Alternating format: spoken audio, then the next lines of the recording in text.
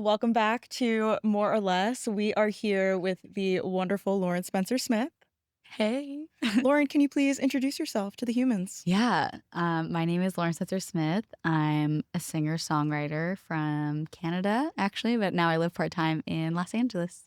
Incredible. Yeah. And one word in this moment, how are you really feeling? Ooh, how am I really feeling? Just one word. One word. Uh, Tired? Tired. Yeah. If I had $1, Yeah. every time you're tired. every time an artist, human, and myself included, says tired, Tired. everyone's tired. Yeah. I assume it's been a really busy press week. Yeah. Yeah. I mean, yesterday I woke up at 4:30. I mean, I did sleep 10 hours last night. Nice. But I think sometimes like the day after doing something really early, like you still feel tired You have, no like, matter that how much little sleep you get. grogginess. Yeah. Yeah. So with that being said, what is one thing you need more of and one thing you need less of? One thing I need more of, and it can be anything. Anything. Maybe sleep. Another if I had $1. Yeah. And one thing I need less of, I probably need less sugar. I love food. I love eating. I love ice cream. Like I had frozen yogurt last night. Like I need to stop.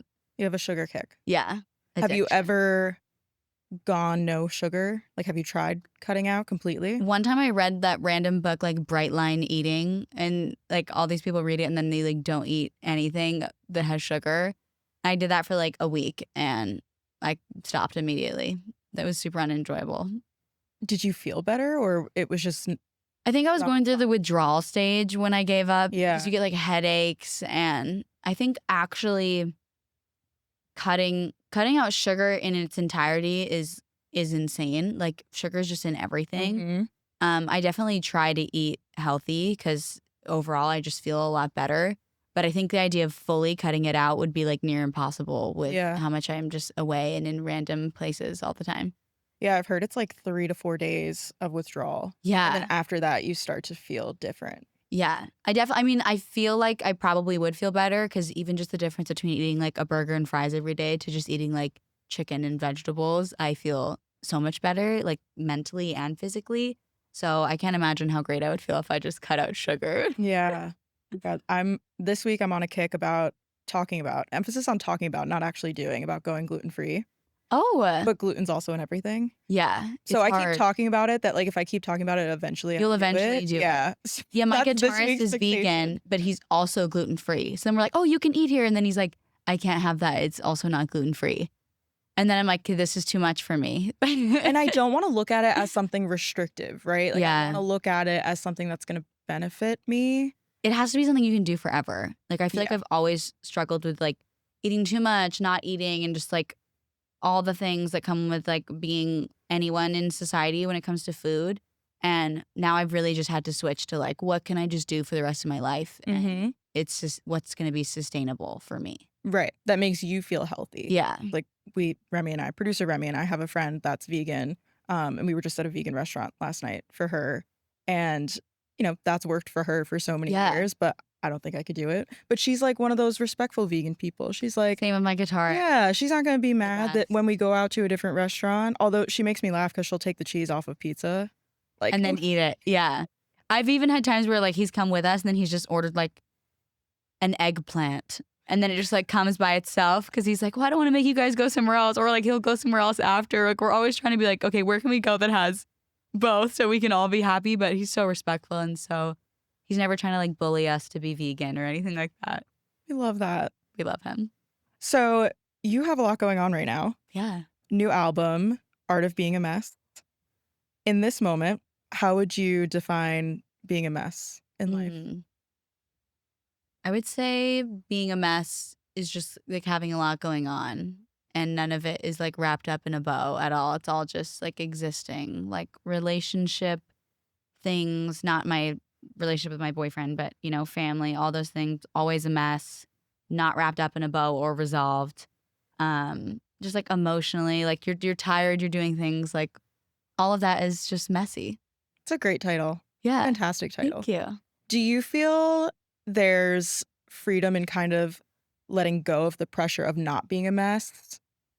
Yeah. More so, like, we think about young women in music, there's, like, a pressure to be even in society, there's Yeah. this pressure to be perfect, of having it all together.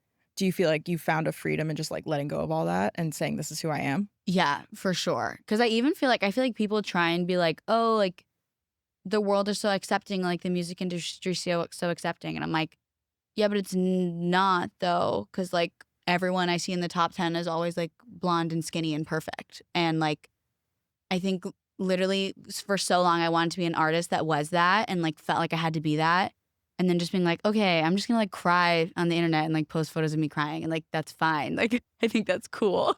Yeah. When was that moment that you shifted your own perspective of what you wanted? Honestly, I feel like 3.5 years ago, like, honestly, the song I feel like I just feel things so deeply all the time that it's, like, impossible to hide them, like, even if I wanted to act like I was perfect, like, I couldn't not because 'cause I'm just so emotional all the time, that, like, realizing that that was just who I am, like, there was a switch in my brain. I was like, "Okay, this is what the songs are about." Like, I think people like people who are honest. Um, the album opens with freaking love the way "What a beautiful day to feel shitty. Yeah. What a beautiful day to feel empty." 'Cause sometimes yes. Yeah. 'Cause sometimes yes. What did that starting the album off with a line like that, what did that unlock for you for the rest of the project? Yeah, honestly, what's funny is we didn't write "What a Beautiful Day" until, like, the back half of the album, like, I had no opener, I Oh. had no idea how the album was starting, like, I didn't even know what the album was gonna look like until I was just, like, done, honestly, I didn't have, like, an exact vision, I was just writing music to write, um, and literally the second he played those chords, I was like, "Ooh, this is, like, such a cute intro, like, what the heck?" And obviously the concept of just, like, the sarcasm and, like, "Oh, it's so great outside and, like, I look so pretty, so, like, I'm just gonna feel like shit." I felt like was the perfect opener for being like, "This album is up and down in all the emotions." It totally is. Yeah. That's so interesting. So it was one of the last few Yeah, songs that made its way. which is super random. And what was the length of time that you recorded, wrote?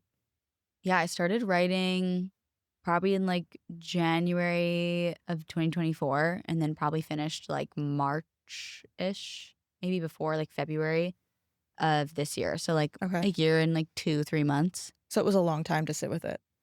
Yeah, a little bit. It felt like a lot shorter than the first album. Like, I sat with there's so many songs on that album I had written, like, 3 years before it even came out. This one definitely was a lot faster, but I still felt like I had them forever. Like, the second Yeah. I write it, I'm like, "I want everyone else to have it immediately." Yeah. And then the next line I love is, like, "All of these friends, but nobody gets me." Mhm, I'm always curious sitting in your shoes for a second. Do you feel like fame, visibility, mhm. strong online presence, does that kind of echo that feeling of loneliness? Do you think it makes it louder or it just is a different feeling of loneliness? Yeah, I think it's just different because I also think, like, there's a lot of people that I'm friends with that, like, also do my exact job that Mhm. understand that completely, but then they don't understand my personal life or I feel like I my boyfriend is always telling me, like, not every person in your life has to fit, like, they don't need to understand your relationship with your family. They don't need to they don't need to understand every single little thing about you to be your friend. Like, you can have different friends for different things.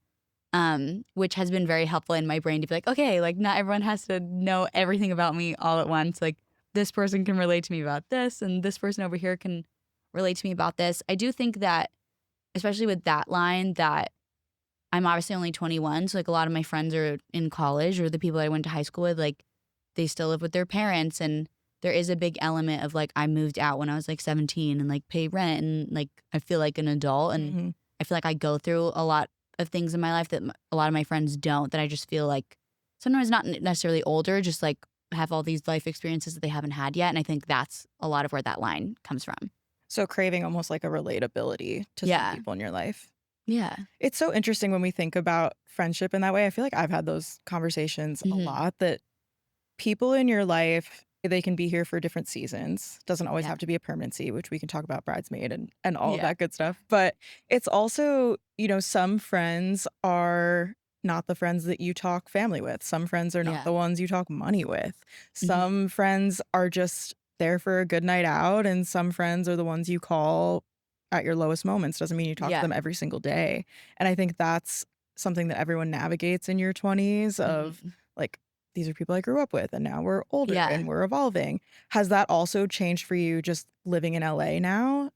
Yeah. Yeah, because honestly, I feel like I just get so I would get so upset being like, well, now I can't be friends with this person because like they don't understand Mm, this. And my boyfriend's like, what is wrong with you? Like, that's just not true. Like, you can just be friends with someone. Like, they don't need to know what happened 8 years ago. Like, it doesn't matter. And I feel like even just knowing that and making friends in LA, it's like cool. Like, these are my music friends. Like, I love that. And we bond so much over music and being in the music industry and wanting to go to Pilates and like be LA bitches. love that. And sometimes we don't even talk about our families and other things, and like that's cool. It's when you're able to remove the expectation from it. Yeah. I think we're so quick to be like, well, no, I expect that person to be A, B, and C to me. Yeah. But when you're like, actually, let me just go with the flow and not Yeah. control everything. Having expectations like ruined my life for the longest time. Amen. Louder Yeah. for the people in the back. Yeah. Stop having expectations, Stop everybody. having expectations. With every relationship in my life, it like obviously like in your like relationship with whoever you're dating, like there's definitely a level of expectations. Like people should love you and care about you and all that nonsense. But yeah, I went into like every relationship being like, oh, like they're supposed to call me and they're supposed to do this, and like just accepting, like just letting people exist was like I feel so much freer Yep. in life. Yep. There's that like the Mel Robbins book that everyone's talking about Yeah, now. Like let obsessed. them. Yeah. Yeah. Just, yeah. Let them. Like I'd rather assume, honestly, assuming the worst has been really helpful for me, which is a horrible thing to say, but just being like, okay, it could just go bad. What's the worst thing that could That's what I possibly do too. happen? I'm always like, what's the worst possible outcome? Yeah. And then it's never that bad. Yep.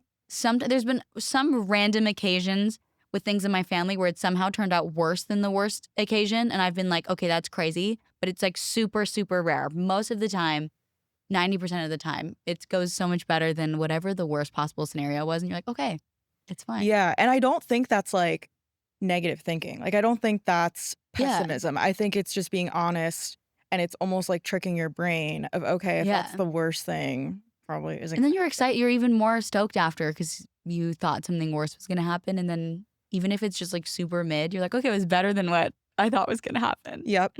And I feel like in your 20s, there's this beauty in learning how to be content in things. Mhm. So, yes, not having expectations, but also just being okay with like, yeah, it was fine. Or like, yeah, Yeah. this thing I'm cool with. Exactly. Fine. Yeah, like I don't have FOMO ever. Like so many of my friends have like crazy FOMO.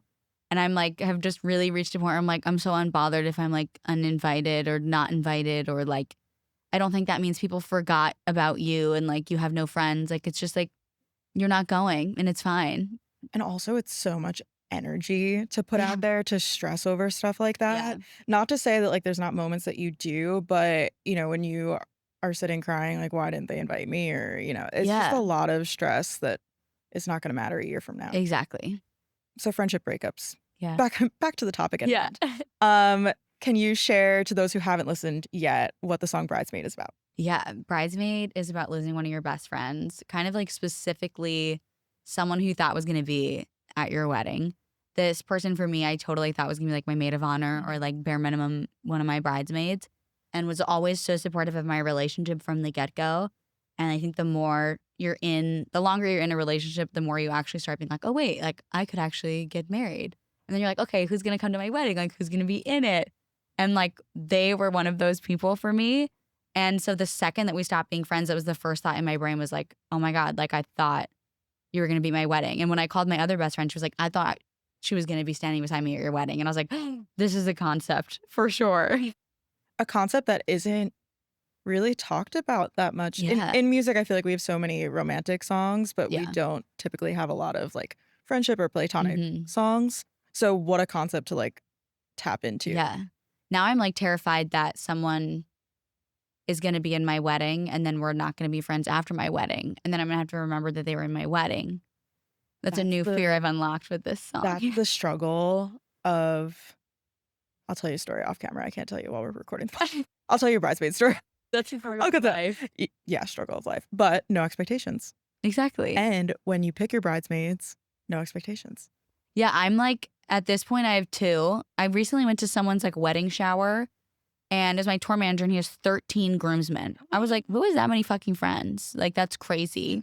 13? Yeah, I had 3, now I have 2, and I'm like, "It's fine." And that makes it really easy, so then when I want pictures with everyone individually, Mhm. just in case they stop being my friend, it's a really easy thing that we can navigate at the wedding during I pictures. used to always say, "Thank God I went to prom by myself," and I was like, Yeah, it was great because I didn't have to cut anybody. exactly. All the pictures were just of me Yeah. and I looked great. Anyone who I know that went to prom with, like, their boyfriend or girlfriend or partner, like, they're not together anymore. And I'm like, "That I think sucks." 9 times out of 10 that's what Yeah. happens. I went with, like, one of my friends, and it's, like, chill, we're still friends, so Yeah, yeah. super simple. So with this friendship loss, do you feel like this song, there's still longing to reconcile, or was this, like, period at the end?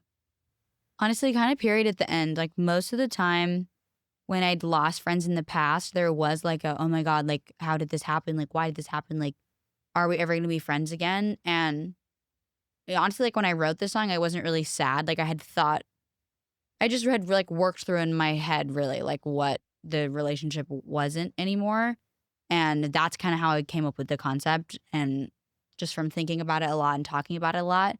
But this one for me, I was like, "Oh," like, it just I know, like, looking at it now that we're not friends, like, that was not meant to work out. Like, I don't necessarily think that was what a friendship should be, you know? You are more removed from it, that you're able to kinda draw that Yeah, conclusion. for sure. Yeah, and I think in any friendship loss, relationship loss, you do need the space away from it Mhm. to come to that conclusion. Yeah. I also think, like, we became friends, like, when I was just a lot younger, and, like, I didn't even really know, like, what I felt about anything, like world issues or, like, anything like that. And not to say you can't be friends with people who don't have different opinions than you, but I definitely feel like we just grew apart and had different opinions on a lot of things that, like, felt really important to me too. And yeah, we just kinda grew apart and just kinda became different people, which I think happens a lot with people who, knew people from high school or whenever they were younger, and then you get older and you're like, "Oh, wait, I don't like how you spend your money," or I don't like wait, what is that? Is that thunder? That's no way that's thunder. That has to be thunder. There's no way. I'm hearing rain, right? That's rain?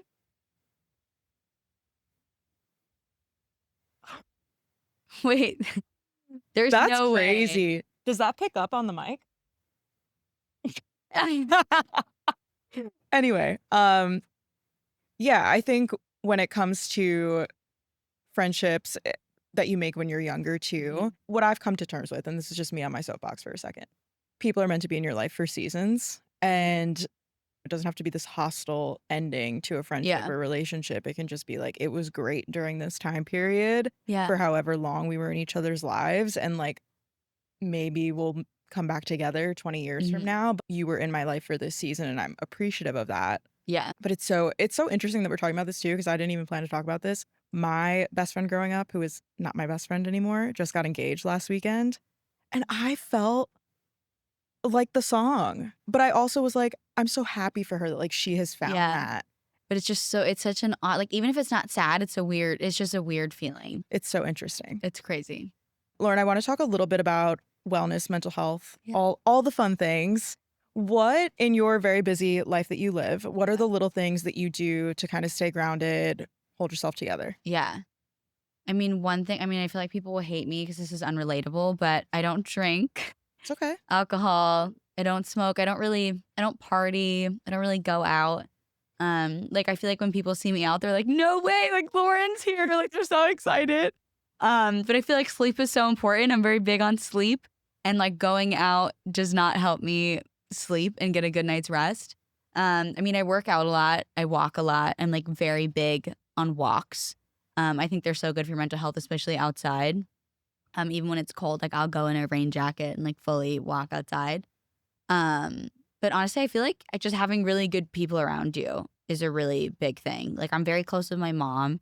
I'm obviously very close with my boyfriend, but, like, I feel like I have kind of, like, honestly a really small circle of people that I really, like, love and trust, and, like, try my hardest to, like, bring them everywhere with me that I go and, like, include them in everything. And, like, not let yourself kind of get wrapped up in drama and, like, bad people, and just, like, understanding your worth and making sure you surround yourself by good people, I think really keeps you in better spirits and feeling supported. And I assume you do the same thing for work, like the people in your life Yeah. for work. I'm like, I love everybody that I work with, like my touring parties, like my family. Like, if I didn't like someone or thought they were bad energy, immediately I'd be like calling my Bye. manager to be like, they need to go. Like, they weren't nice to everyone. And like, I think it's not always like that, especially with like touring. Like, you can totally just get people that just like want to drink and like party and like whatever. And I'm very fortunate. Like, everyone really cares just about their overall wellness in general, kind of on my team. That's great. That's Yeah. amazing. And clearly you have a huge online presence. Yeah. Have you learned over the years, are there things you do to set boundaries both online and offline? Yeah. Honestly, I think being online like is just like the worst, but kind of just understanding that like obviously this is so cliche, but like hurt people. Like Mhm. anyone who's hating, like even if you're like not like famous or like on the internet or anything like that, like people still post stuff and people will still say stuff. Like a random girl from high school will post something and go viral and people will be like bullying her immediately. And I'm like, I don't know a single person in the entire world that like loves himself and is confident and like feels the need to go into people's comments and like shit on them. Like that is the most wild thing to me. Like you have to be so incredibly insecure. And even thinking to the times like when I was a kid and like I was in high school and I ever said anything like mean to my friend about someone, like I was insecure and I was like, oh, I was just like jealous that like they had a cute outfit. So I was like, I don't like their outfit today. And I'm like, hurt people just hurt people. And understanding that I feel like is so important when you're like on social media. It says more about them than you. Yeah. Do you ever find yourself internalizing that, or was there ever a time where you internalized those comments? Yeah, for sure. I feel like when I was like 16, 17, and like in high school, Yeah. I was like so upset all the time. Like everyone was always making fun of me and like saying I was overweight. And I was like taking it so to heart, like every single day and getting so upset. And I'm kind of like glad that honestly it happened when I was younger. Cause then I feel like by the time like I actually had something do even bigger on the internet, I was like a little more prepared for it. I feel like I haven't really entered my hater era though. Uh, and I'm scared because I'm very sensitive and I would take things personally. I don't take things personally that I feel confident about. Like, I don't know if someone was like, oh, like, I think you're a really bad singer. I'm like, no, I practice this every day. Like, I know that this is the only thing in the world I'm good at. Like, I'm not good at school. I'm not good at anything, but like, this is what I practiced my whole life for. Like, I feel like I'm a good singer and that wouldn't upset me. But like, if someone commented about my weight or like my looks, like, immediately I would be so down bad and I would be so upset. So I'm very scared. Like, just even recently, like, watching all the like the Lola Young hate and like even the Benson hate, like, I feel like with being successful, especially at that level, like immediately you go through a hate era. Like Billie Eilish went through the craziest hate era when I was like 14. I remember Mhm. watching it and being like, uh-oh, like that's going to happen to me one day and I'm scared. I'll give you your flowers for a second. No pun intended. When you put yourself out there on the internet, Hmm. that's a huge act of courage. Yeah. And to put yourself out there singing. I remember being in middle school and the girls in my class would post videos of them singing and I was like, "You can do that?" Like, I can't even imagine doing that. Granted, now I yap on a podcast, like, Yeah. for a living, but it's incredible for you to even hit post. You don't have to do Yeah. that. You choose to do that for you, I Yeah. assume, not for the hate and the validation Yeah. and or validation from other people, but it's more so like, "No, I know I'm freaking good at this, and I'm gonna put it out there." Yeah. And God forbid that ever does happen. I don't imagine it will to you, but maybe I it think it will. will. I'm so scared. Don't speak it into existence. It's not Yeah, it gonna happen. won't. No one's going to hate on me. But in the 1% chance that it does, what you just said stands true. Hurt people Yeah. hurt people. It says way more about them and the energy they're putting out to the universe. I believe in all that stuff. Yeah. Comes right back around. Yeah. 100%. Also, It's I'm more like, I about think them. none of those, it's like, it is really easy to let it get to you, but it's also, I'm like, even the two people that I mentioned, like they're on such a high, like they're achieving so many successes that it's like, it definitely is easier when you have something like that going on to kind of be like, okay, I'm doing good. Like, I need to ignore these people. I almost feel like worse for when like the random girl like posts a video and is like, "Ooh, does everyone like my outfit?" And then the internet like blows it up and has 50 million views and everyone's bullying them. I'm like, okay, this person's not equipped for this Yeah. type of thing. Like, we at least post knowing that that's a possibility that it could happen. But yeah, I feel like just being around good people and like knowing people that like want to uplift you is very helpful in times like that. Yeah, I'd imagine that's exactly who you have to lean on Yeah. during good and bad, like having people in your life. Yeah. In terms of fans and fan reactions, Mhm. I feel like they connect very deeply with you, Yeah. which is incredible. Has there ever been a moment where a fan has shared with you, like, "These lyrics got me out of a situation," or "This Mhm. really helped my mental health," anything that has really stuck with you? Yeah. Honestly, so many people. I remember there's this one girl actually that her mom DM'd me and was like, "We couldn't get tickets. She, like, loves you," and she had been in and out of the hospital and having cancer treatment, and she was like, "Your music is the only music that she listens to when she's in the hospital, and, like, we couldn't get tickets. I'm so sad. Like, can you please make her a video?" I was like, "Make her a video. Like, come to the show. Like, oh my God." And yeah, like, just knowing that, like, she was going through the hardest time of her entire life, and especially as a kid, and knowing that, like, when she puts on my music, her mom is being like, "This is the only thing that puts a smile on her face." Like, that, like, that's just amazing. Like, knowing that what I created on, like, a random Tuesday is, like, helping somebody through something like that is, like, exactly why I do what I do. Are moments like that what keep you going on days that don't feel so good? Yeah, for sure. I'm like, I do feel like this greater need to, like, songwrite and, like, do things, like, for other people. Like, I feel like so many of the experiences that happened in my life, like, I always think they don't happen to other people, and then realizing that they do and that it helps other people to hear about it and talk about it. Like, I don't really feel like I could not do it. I feel like a purpose to do it for others. Something else in the lines of purpose is your upcoming tour. You are Yeah. partnering with Plus One. Yeah. Tell us a little bit about that. Yeah, I'm very excited. We are donating $1 per ticket to kind of a bunch of different causes, but we have set up with Plus One like a Lauren Spencer Smith Foundation. So throughout the tour, fans and stuff will be able to donate more towards it if they want to, and kind of like get involved in some other things that we have coming up. But honestly, a lot of the focus is really around like youth homelessness, like lower income families, individuals, addiction recovery. I think for me, especially even like where I grew up in Vancouver, like there are so many people that need help. And I think there's a really big just like stigma around people who live on the streets, and everyone is like, oh, they're drug addicts or they're crazy. And a lot of people genuinely grew up in the foster system or just literally were handed such a bad hand in life. Like it takes one thing to not be able to afford your rent, to not be able to live, especially in this economy. And a lot of people really just need support and help and mental health care. And some people literally just need clean clothes and a shower and help getting a job. And I'm very excited that I get to kind of use my voice to advocate for that and help educate people on that and hopefully provide actual sustainable help to a lot of people. Why was it important to do this now, do you think? Yeah. Honestly, I wanted to do it last time and I felt like there everything was so rushed and felt so completely out of my control that this time around, we had more time to plan, and, like, from the get-go, I was like, "We didn't do this last tour, we have to do this, or, like, someone is gonna lose their job, like, this has to happen."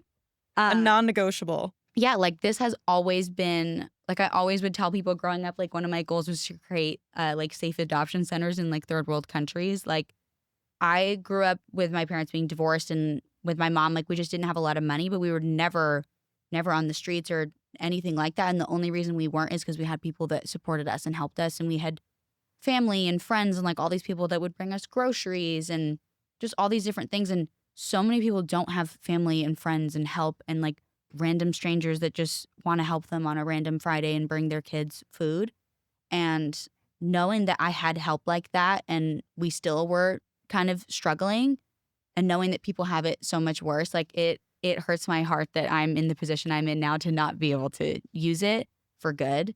Um, and yeah, I feel like it's just very near and dear to my heart. You know, I know a lot of people in my life also that kind of like suffer from addiction and things like that. And yeah, I really just want to be helpful and help. I want to help everything in the world. I feel like if I could, I feel like I could easily like quit music and just go Be a into one, philanthropist. yeah, Yeah. just do that. But I also feel like I would just have a bigger impact using the platform I have now for it. Yeah, it's incredible, and I think it's gonna do so much good, but also educate your fan base Yeah. as they grow and figure out what they're passionate about, and Yeah. hopefully it's a ripple domino effect of folks giving back. Yeah. I'm very excited because I feel like also people assume like, oh, you have to donate like $10,000 to make a difference. And like at the end of the day, like really every dollar does count. And, if there's literally absolutely anything you can do, like raising awareness is something like, even if you don't have money to donate, like just talking about it and helping educate other people and getting it in front of the right people is so helpful. Yep, there's other ways to contribute. I Hmm. feel like I say that all the time, but Yeah. it doesn't always have to be a financial Yeah. contribution. There's so many different ways: Yeah. volunteering, sharing online, phone banking. There's a billion different Yeah. ways that you could support people. It's just a quick Google search Yeah. or supporting someone like you who's going to spread the word about it. Yeah. It's amazing. Yeah. Lauren, the album closer is Someday. Probably my Mhm. favorite song on the album. Oh, really? Yeah. Wow. I love hearing First of that. all, vocals incredible.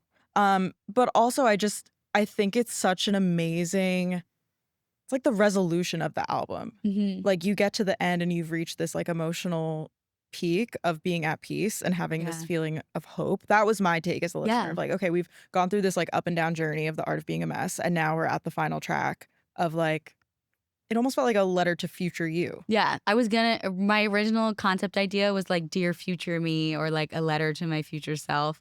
And then my songwriter just started playing chords and was like, Someday. And I was like, okay, it's called Someday. Yeah. So yeah, that's exactly what it was supposed to be.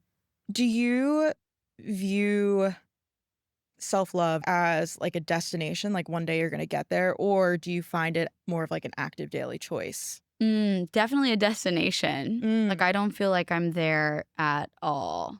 Like, some days I feel maybe like sometimes I'm there and then I'm like, okay, like this is me. And then other days I'm like, I hate myself. Like, I don't want to feel this way. But I'm like so uplifting to others, which is like a lot of the lyrics in the pray, like, oh, like I hope like I talk to other people how I talk to Yeah. myself, or I talk to myself how I talk to other people.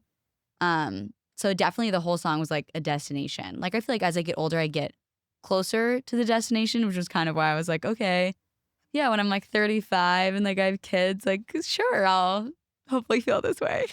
So you want to come back to that in 10, 15 years? Yeah. I'm like, hopefully on like a future album, like there'll be a song that like, you know, makes a moment like a reference back to that song. It's like, oh, now I feel this way. Like that would be my goal. Is that why it felt right to keep it as a closer Yeah. when you were putting the track list together? I wanted something that like felt sad but also felt hopeful. Cause like I think just writing a song that is like, oh, like anytime I hear a song on the radio that's like, oh, I love myself and like I'm so sexy and like all this bullshit, I'm like, I don't fucking relate to that at all. Like I do not feel that way about myself. Like that's so unrelatable. Like good for you. Like of course you feel that way. You look perfect.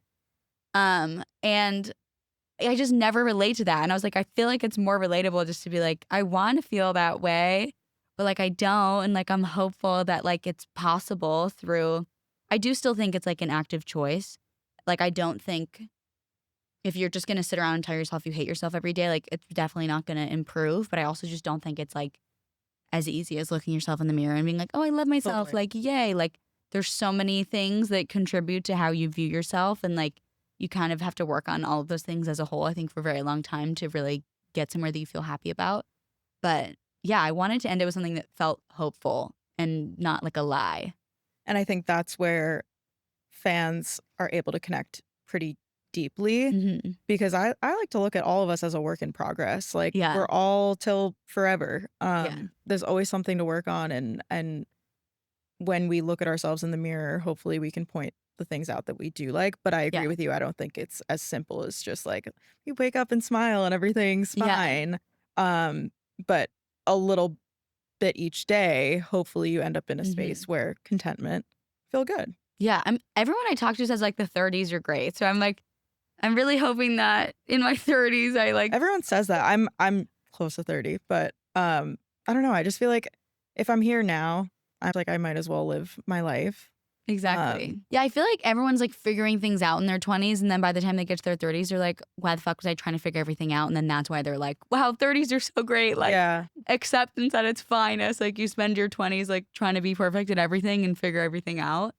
So I'm like, yeah, I'm trying to get there before 30, but I'm like, it's It's so also like much don't rush the until, process. yeah. But you know how I see it too? It's like when it's New Year's Eve and everyone's like, New Year, new me. Like I'm gonna do everything I didn't do last year. And I'm like, girl, the calendar just changed the date. Like Oh, you're real. the exact same person you were yesterday. So I feel that way when people are like, yeah, 30 is gonna be a brand new Yeah, decade. it's like, no, it's not if you don't put in the work. 100, you get it. You get it. You get it. Lauren, to close, it's obvious that you've put so much of your heart and soul into this album. Yeah. what are you looking forward to next? Even if it's just Mm. like peace and quiet from press.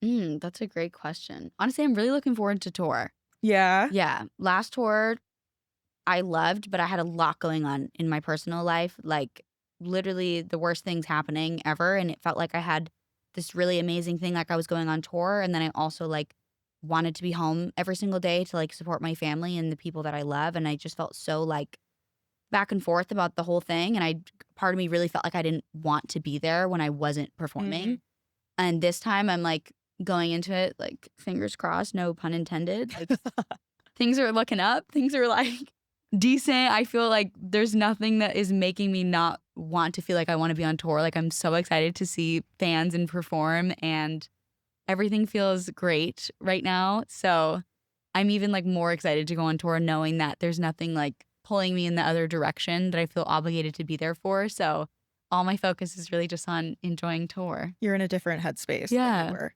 And you're gonna be on tour for a minute, right? Like Yeah. fall and top of next year. Yeah, a couple like, we have, like, little breaks in between. It's not like I'm going for, like, a million days straight, but, yeah, we're doing Europe, UK, and then Australia, and then a little break over Christmas, and then North America. Yeah. Amazing. I'm so excited for you. Thank you. Thank you for hopping by. Thanks for More or having less, me. y'all, The Art of Being a Mess is out now. Go stream. Go see Lauren on tour. Europe, UK in the fall, and then Yeah. US top of next year. And we'll catch you next time. Yay. Thank you.